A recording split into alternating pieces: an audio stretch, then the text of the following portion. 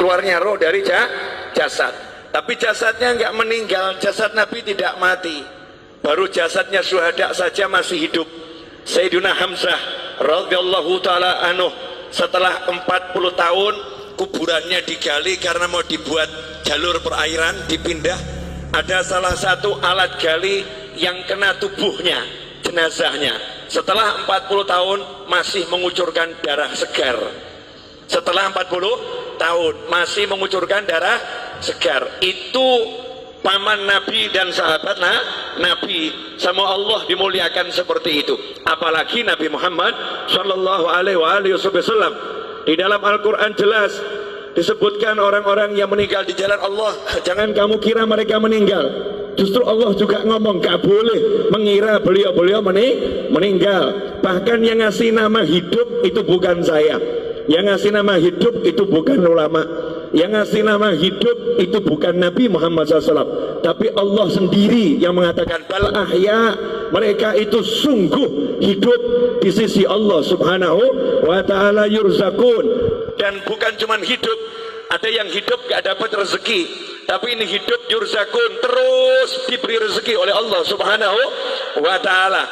Itu baru kerasnya orang-orang yang syuhada. Lantas bagaimana dengan kelasnya imamnya para syuhada, imamnya para nabi, imamnya para rasul, yaitu baginda Muhammad sallallahu alaihi wasallam. Jadi rasakan dulu, jenengan semua, anda semua, kita semua punya nabi yang hidup di alam sana, yang bekerja di alam sana, yang bergerak di alam sana, gak pernah berhenti, terus memantau umatnya. Termasuk sore hari ini menerima sholawat dan salam jenengan semua. Diterima itu sholawat dan salam, karena ini kiriman ya, diterima oleh Nabi Muhammad SAW. Bahkan jelas alamatnya dari mana. Nah itulah bejonya saya, Majlis Ar-Raudhah. Padahal ini maulid Jamuri, betul ya? Nah tempatnya Majlis Ar-Raudhah, yang ngirim Jamuri, yang ngirim Jamuri dan kawan-kawan semua dapat dicatat oleh Nabi Muhammad Shallallahu Alaihi Wasallam. Nah kalau udah seperti itu, apa keuntungan yang didapat? Ini banyak orang yang lupa, banyak orang yang nggak paham, banyak orang nggak ngerti. Di zaman Nabi Muhammad SAW ada sahabat namanya Jabir bin Abdullah radhiyallahu taala anhu. Sahabat Jabir ini punya kebun kurma dan dia punya hutang kurma, kurma. Masalahnya utangnya sama Yahudi yang benci Nabi, benci Islam. Karena tidak setiap Yahudi benci. Ya, Yahudi itu bangsa. Istri Nabi Sayyidah Sofiyah juga seorang Yahudiyah. Yang dibenci itu adalah ajarannya Yahudi yang memusuhi Islam. Lah ini udah ajarannya Yahudi, orangnya Yahudi pula. Bencinya sama Nabi luar biasa. Ketika melihat ada satu sahabat punya hutang, belum bisa bayar, maka Yahudinya senang. Ini saatnya untuk menghina sahabatnya Nabi. Ini saatnya untuk merendahkan sahabatnya Nabi Muhammad Sallallahu Alaihi Wasallam. Maka datanglah Yahudi ke kebunnya Jabir bin Abdullah radhiyallahu anhu untuk nagih utang. Ibu-ibu pernah diparani, ditagih? Tahu rasanya? Diparani gak punya duit, enak rasanya ya. Diparani sama orang yang badannya mungkin gede-gede, mungkin badannya tidak enak dilihat, wajahnya serem, itu tidak seberapa. Tapi kalau yang nyamperin ibu-ibu mulutnya cerewet, itu luar biasa. Ada membayar kapan utangmu? Utang harus dibayar. Wah itu lebih dari pria-pria yang badannya besar itu. Yang cerewetnya luar biasa. Kalimatnya menusuk dan merobek-robek jiwa dan menyebabkan ibu sakit hati ketemu orang yang seperti itu. Hari itu Yahudi datang ke tempatnya Jabir. Nabi Muhammad SAW dimintai tolong sama Jabir, ya Rasulullah, tolong utang saya ini biar bisa ditunda, dibayar tahun depan. Yahudinya diajak bicara. Nabi ngajak sahabat. Ini kerennya di sini, hebatnya di sini. Ada satu teman Nabi, sahabat Nabi punya utang. Uangnya buat bayar gak cukup, kebunnya buat bayar gak cukup. Nabi Muhammad SAW tidak duduk di rumahnya, tapi Rasulullah SAW ngajak sahabat-sahabatnya, yuk kita ke rumahnya Jabir, ayo kita ke kebunnya Jabir. Kasihan itu, Jabir digeruduk Yahudi, Jabir disamperin Yahudi. Ini Yahudinya lagi nagih Jabir, mau menghinakan Jabir. Berangkat Nabi Muhammad SAW bersama sahabat. Kemudian Rasul sendiri yang ngajak ngomong bicara si Yahudi. Artinya Nabi SAW tokoh masyarakat, Rasul punya jabatan, punya kedudukan, mau membela orang yang ditagih hutang, mau membela orang yang terlilit hutang. Saat itu Nabi belum punya duit, karena Nabi kalau punya duit tekno hidung langsung dibagi-bagi langsung habis. Apa sabda Nabi buat orang yang terlilit hutang? Kadang ini mubalih nggak paham, kemudian menyebutkan hadis yang seakan-akan orang meninggal punya hutang itu sengsara. Salah. Dulu Nabi Muhammad SAW bersabda, siapa yang meninggal punya hutang, saya tidak akan sholatkan jenazahnya. Maksudnya bukan karena benci. Nabi tidak mau nyolatkan jenazahnya dulu, minta sahabat yang punya duit, beres no ini, bayari hutangnya, sehingga masuk kubur udah selesai, gak ada hutang piutang. Kalau kita alhamdulillah sudah niru, kalau ada hutang piutang jadi tanggungan saya, tanggungan kami atau keluarga. Jadi Nabi nggak mau SAW ada umatnya yang meninggal dalam keadaan masih punya hutang. Makanya Nabi ngomong sama sahabat, tidak, saya mau mulai sholat dulu sebelum hutangnya dilunaskan. Tapi begitu Nabi punya hutang, apa sabda Nabi Muhammad SAW? Siapa yang meninggal punya hutang? Nabi punya uang ya. Siapa yang meninggal punya hutang? Saya yang bayar hutangnya, saya yang lunaskan uangnya. Kalau dia nggak punya hutang, biar uangnya milik ahli warisnya. Kalau punya hutang, aku yang bereskan. Mana konglomerat sekarang yang berani ngomong begitu? Mana saudara yang berani ngomong begitu? Mana umat Islam yang berani ngomong begitu untuk orang yang tinggal di satu kampungnya? Yang di kampung ini yang punya hutang, kalau meninggal aku yang lunaskan. Mana yang seperti itu? Nabi Muhammad SAW bangkit membela sahabatnya, diajak ke rumah Jabir. Sampai di situ Nabi ngomong langsung sama yang namanya Yahudi. Yahudi, gini aja, kalau boleh pembayarannya ditunda, diundur, kasih perpanjangan waktu. Yahudinya ngomong, ya Abul Qasim, wahai Abul Qasim, julukan Nabi Muhammad SAW, wahai Abul Qasim, tidak bisa, hari ini juga harus dibayar. Bro, kalau jenengan ditagih utang 5 miliar, hari ini harus dibayar. Ngeluh atau enggak ngeluh? Ngeluh ya. Punya uang cuma 100.000, tagihannya 5 miliar. Pusing atau enggak pusing? Pusing. Lah ini Nabi Muhammad SAW datang, kasusnya begitu. Kebun kurma ini buahnya cuma sedikit, hutangnya bertonton, jadi nggak mungkin bisa dibayar. Maka Nabi mengatakan kepada Yahudi, tunggu sebentar. Kemudian Jabir bawa kurma sedikit, disuguhkan Nabi Muhammad SAW. Itu adabnya sahabat. Kedatangan Nabi, sepunyanya apa ya disuguhkan. Ini Rasulullah, kurma muda disuguhkan. Setelah itu Nabi Muhammad SAW ngelilingi kebun kurmanya Jabir. Kebun kurmanya dikelilingi, dilihat muter, ya memang nggak cukup. Jumlahnya buah kurma itu nggak mungkin cukup untuk bayar. Maka Nabi SAW kemudian tanya sama Jabir, di mana biasanya kamu duduk-duduk di kebun kurma ini? Tempat yang biasa kamu gunakan untuk nongkrong. Kalau bahasa kita, gazebonya di mana? Ya, gazebonya di mana? Rasulullah tanya, di mana itu? Di sini ya Rasulullah. Saya biasa berteduh di sini. Ya udah, saya tak tidur sebentar. Bayangkan ini, ditagih utang sama Yahudi, ditinggal tidur sama Nabi. Tiruan. Maksudnya apa? Utang nggak usah dipikirin. Yang nagih di depan ini ya, nggak dipikirin. Tinggal tidur Nabi Muhammad SAW. Ini nanti bisa dicek di Syarah Fathul Bari, Syarah Bukhari ya. Juga di kitab-kitab Syarah Bukhari yang lain. Tidur Nabi SAW, kemudian bangun, datangi lagi Yahudinya, karena masih maksa harus dibayar hari itu juga. Rasul berkata, gimana, bisa enggak ditunda dulu pembayarannya, kasih perpanjangan? Tidak bisa, harus hari ini. Ya sudah, Nabi SAW keliling lagi, tawaf, ngelilingi kebun kurma, ditawafi. Setelah selesai ditawafi, Nabi bilang sama Jabir, sudah sekarang kamu panen tuh kurmanya, bayarkan. Panen, bayarkan. Saya tidur dulu. Nabi tidur lagi. Asik ya? Tidur. Bangun tidur, Nabi nanya sama Jabir, gimana? Udah beres? Beres ya Rasulullah.